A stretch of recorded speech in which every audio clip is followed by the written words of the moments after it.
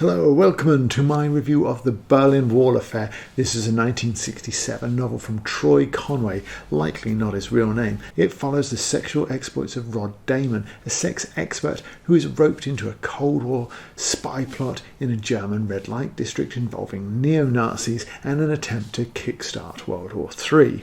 Initially merely the creator, owner and lead researcher for the League of Sexual Dynamics, hilariously an acronym of LSD, oh my aching sides, he's recruited to go undercover by the Thaddeus X Cox Foundation. This makes him a Coxman.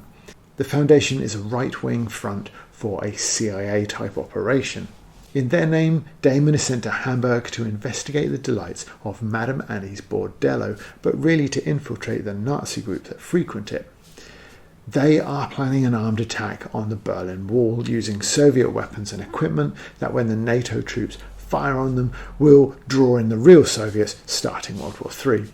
The Nazis hope that they will leverage the fighting to seize power. And while their plan is known, Damon's mission is to find out where and when. However, on arrival in Germany, he is tailed. Then he meets Katrina Malinowski, recently fired by Madame Anni, and after coitus, Katrina leaves and is immediately murdered. Damon visits Annie's the next day, making contact with fellow agent Bonnie, who is undercover there. He recognises a fellow patron as being present near Katrina's body when it was discovered. Bonnie tells him the man is Bering, one of the Nazis he is hoping to meet.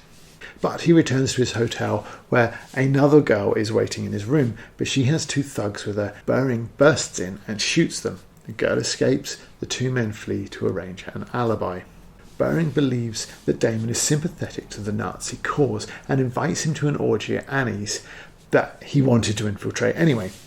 He also says that one of their number went rogue and killed Katrina for reasons unknown, and he was in turn killed by Bering. Walking home, Damon is accosted but manages to shoot his way out of trouble. Returning to Annie's, the Nazis suggest he will be in less trouble, functioning as their messenger to Hong Kong. Damon presumes that they intend to provoke the Chinese into making their attack a two-pronged one. But while in Hong Kong, he realises that he's being tailed and he manages to shake off his pursuer. But Thaddeus Cox says the only way he will really get to the bottom of things is to give himself up to his tail, so he does. He's returned to an unofficial KGB office in Germany.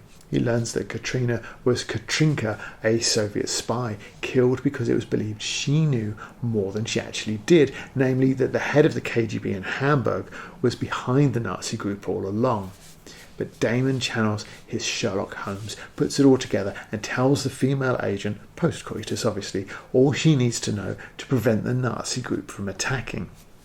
As is usually the case with a book like this, I decided to read it after Bert's book's less than glowing recommendation. This is the second book I've suffered through on his count. I'd reconsider our friendship if he wasn't stoically denying me one in the first place.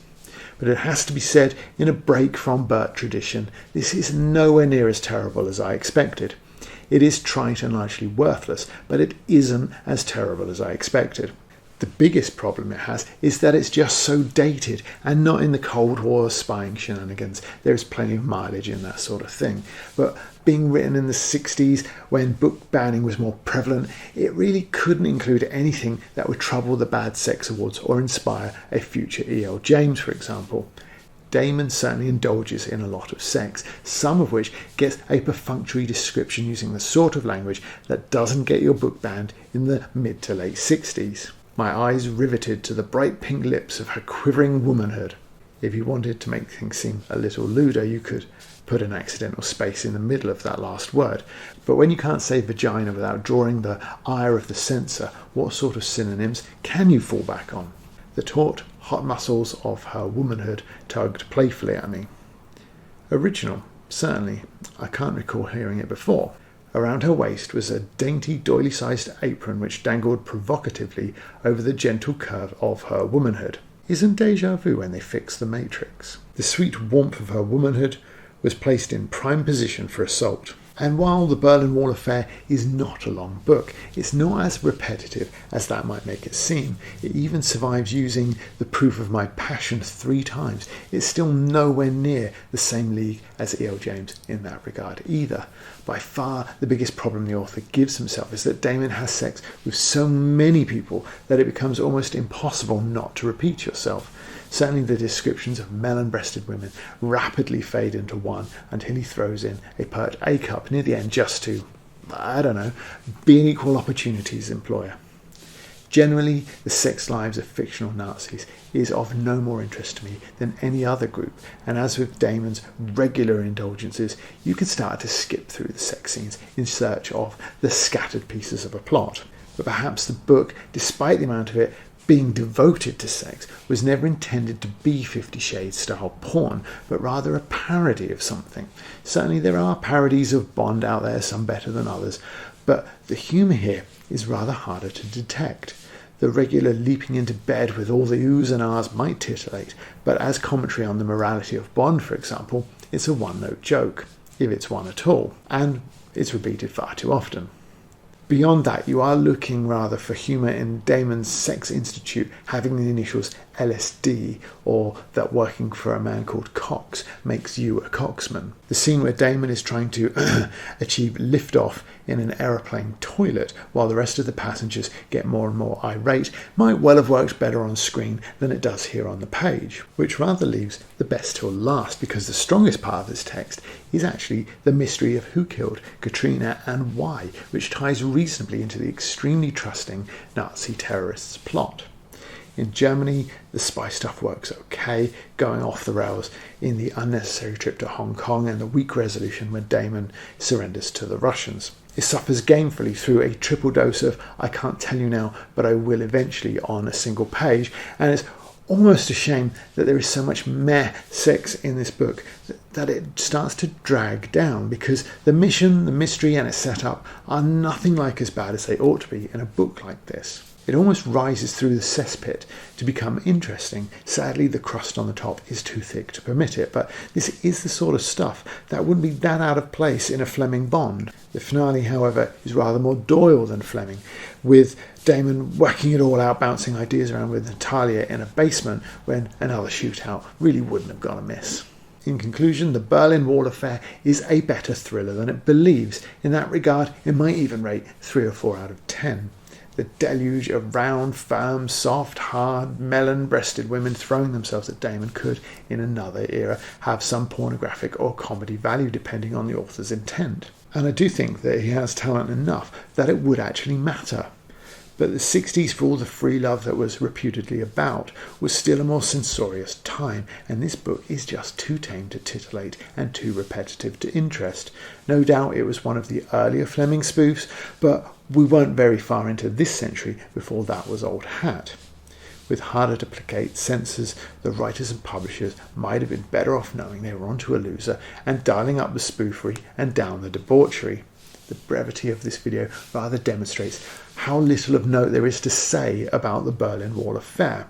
It's repetitive and dull, way more than it is sexy, but way less than it might have been. It's really just a piece of trash when I was promised something really awful.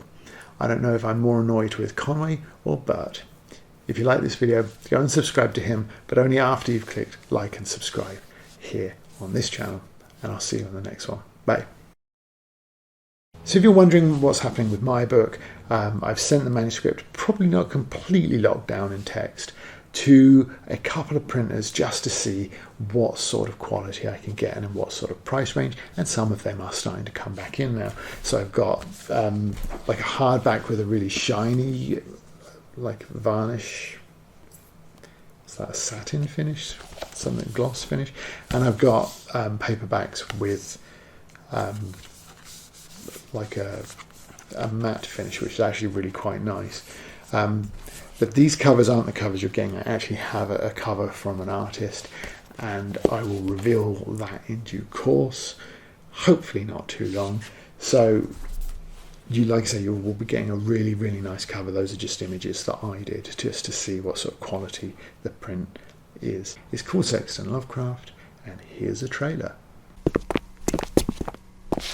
Are you Sexton Lovecraft? Sexton Lovecraft? Pick up, Sexton. What? Professor Lovecraft. Please, call me Professor Lovecraft. You have been found guilty of the most hideous crimes. The sentence is death. Have you any last words?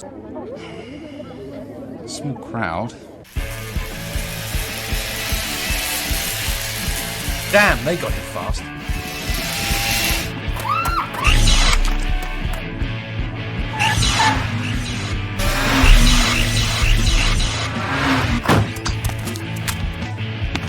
They're coming through! Professor Lovecraft, help me! Oh my god!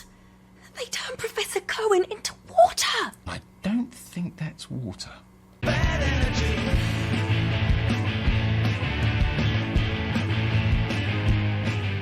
Do not pull the lever. Fascinating. Nice work, Professor.